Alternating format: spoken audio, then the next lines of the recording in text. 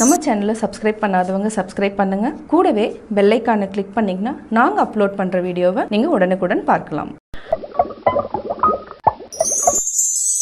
Hello friends, welcome to pebbles. நான் இன்னைக்கு செய்ய போகிறது வெங்காயம் பூண்டு சாம்பார். இது வந்து ரொம்ப ஈஸியாக பண்ணலாம். அதாவது 50 கிராம்ஸ் இல்லைனா 100 கிராம்ஸ் வந்து நம்ம துவரம்பருப்பு எடுத்துக்கலாம். இது கூட நம்ம பெரிய வெங்காயம், தக்காளி, பூண்டு வந்து கொஞ்சம் நிறையா, ஒரு சிலருக்கு வந்து பூண்டு வந்து ரொம்ப பிடிக்கும். வேண்டானா நீங்கள் ஒரு 10 பல் பூண்டு மட்டும் ஆட் பண்ணிக்கோங்க.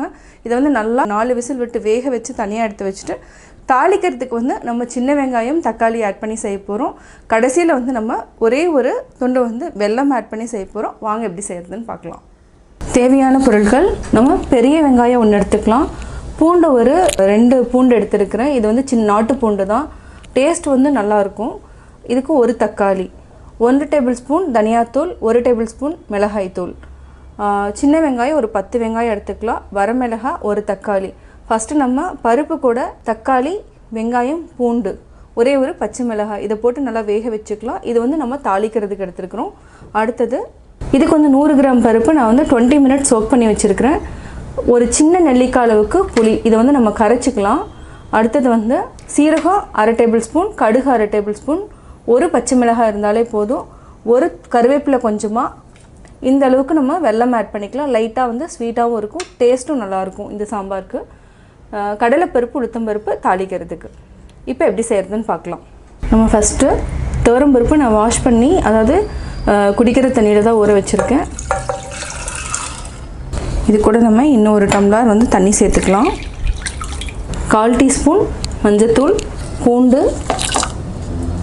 வெங்காயம், தக்காளி, இது கூட ஒரே ஒரு பச்சை மிளகாய் வந்து நம்ம போட்டுக்கலாம். இதை வந்து நல்லா வேக வச்சிடலாம். உப்பு எதுவும் போட வேண்டாம். உப்பு போட்டிங்கன்னா பருப்பு வந்து அவ்வளோ சீக்கிரம் வேகாது. இப்போ நம்ம ஒரு 4 விசில் விட்டு தனியாக எடுத்து வச்சுக்கலாம். அதுக்கப்புறம் தாளிச்சுக்கலாம். நம்ம பற்ற வச்சிட்டோம். நல்லா மஞ்சத்தூள் மிக்ஸ் ஆகிடும். மிக்ஸ் பண்ணி விட்டுருங்க. பருப்பு வந்து நம்ம ஊற வச்சதுனால சீக்கிரமாக வெந்துடும். இப்போ நம்ம மூடிக்கலாம்.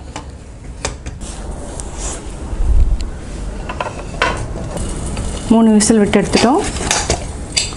இப்போ நல்லா வெந்துடுச்சு. நம்ம ஒரு மத்து வச்சுக்கலாம். இதில் நல்லா மசிச்சு விட்டுக்கலாம்.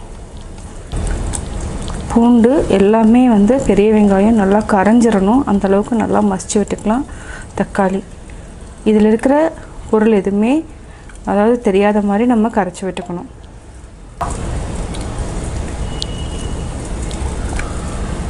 நல்லா மத்தில் கடைஞ்சி வச்சுட்டோம். இப்போ நம்ம தாளிச்சுக்கலாம்.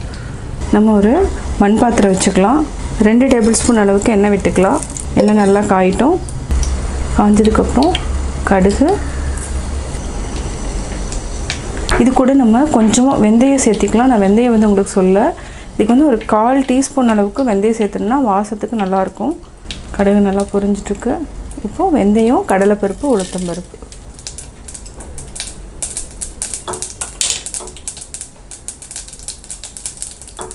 கூடவே சீரகம் ஆட் பண்ணிக்கலாம்.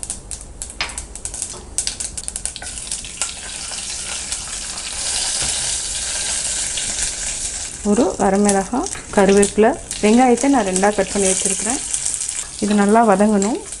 அதாவது நம்ம தாளிக்கிறதுக்கு சின்ன வெங்காயம் தான் யூஸ் பண்ணணும். குக்கரில் போகிறதுக்கு பெரிய வெங்காயம் யூஸ் பண்ணணும். இது வந்து என்னென்னா லைட்டாக ஸ்வீட்டாகவும் இருக்கும்.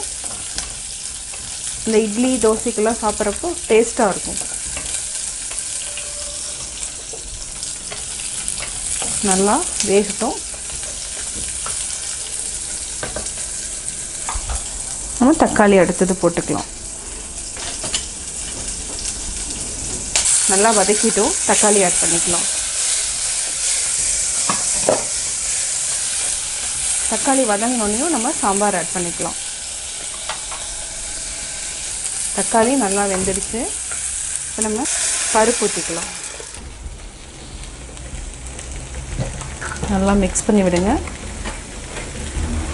நம்ம இதுக்கு வந்து சாம்பார் தூள் போட வேண்டாம். அதுக்கு பதிலாக நம்ம மிளகாத்தூள் போட்டுக்கலாம். மிளகாத்தூள், தனியாத்தூள்.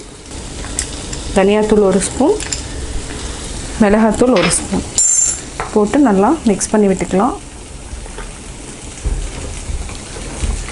ஒரு கொதி வந்ததுக்கப்புறம் நம்ம புளி தண்ணி ஊற்றிக்கலாம்.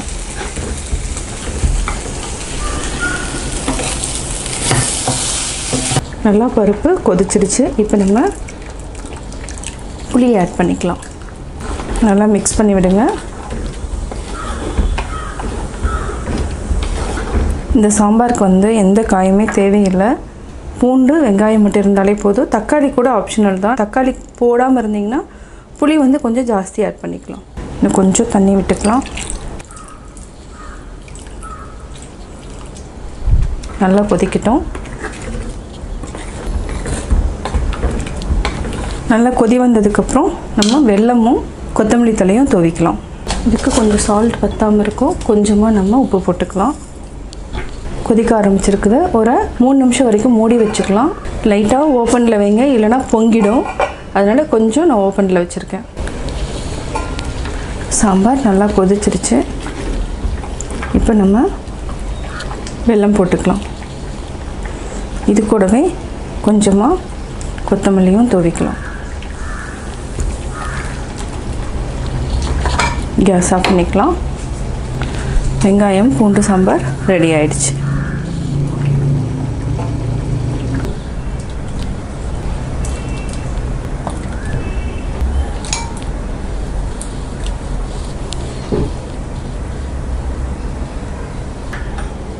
சுவையான வெங்காயம் பூண்டு சாம்பார் ரெடி. நான் வெங்காயம் பூண்டு சாம்பார் எப்படி செஞ்சேங்கிறத பார்த்துங்க. இது வந்து இட்லி தோசைக்கு வந்து நல்ல காம்பினேஷன். அது மட்டும் இல்லாமல் ரவா பொங்கலுக்கும் நல்ல காம்பினேஷன். இந்த வீடியோ பிடிச்சதுன்னா லைக் பண்ணுங்கள், ஷேர் பண்ணுங்கள், கமெண்ட் பண்ணுங்கள். மறக்காமல் எங்கள் சேனலை சப்ஸ்கிரைப் பண்ணுங்கள்.